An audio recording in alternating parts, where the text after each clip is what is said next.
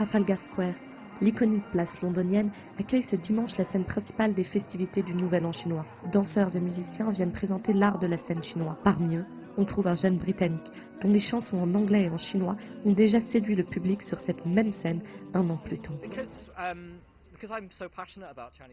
Je suis tellement passionné par la culture chinoise et par ses instruments, et je me suis rendu compte que la plupart des Occidentaux ne les connaissaient pas encore. Donc je veux partager cela avec le plus d'Occidentaux possible, parce que c'est ce qui m'inspire, vous savez, je suis un musicien qui fait de la musique, qui l'aime, en espérant que le public l'aime aussi.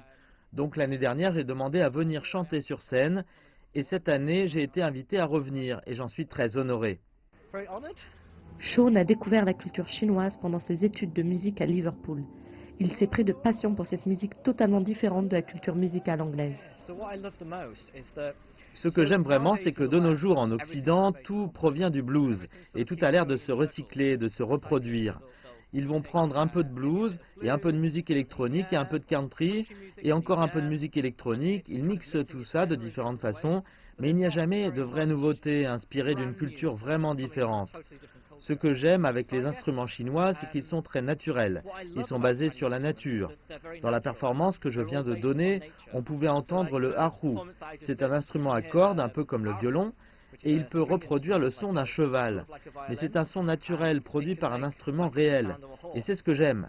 Mélanger les rythmes et les basses électroniques de l'Occident et les combiner avec ces éléments acoustiques naturels de l'Orient. Sean vit depuis quelques années en Chine, où il vit de sa musique tout en découvrant toujours plus cette culture qu'il affectionne tant. J'ai la chance d'avoir eu des opportunités avec des émissions de télévision chinoises qui m'ont invité à voyager dans des régions très rurales de la Chine, dans des endroits dans lesquels beaucoup de Chinois ne sont jamais allés. J'ai découvert des cultures, des minorités ethniques qui font vraiment partie de la Chine. Et c'est juste une très belle opportunité de découvrir de nouveaux instruments. Doucement, je voyage en Chine. Pas non plus avec un sac à dos, je garde mon petit confort et je vais dans autant d'endroits que je peux pour voir autant de choses que je peux et mettre tout ce que je vois et entends dans ma musique. Par son amour de la langue chinoise et sa musique mêlant les influences anglaises et chinoises, Sean Gibson est le parfait exemple d'un mariage réussi entre les deux cultures.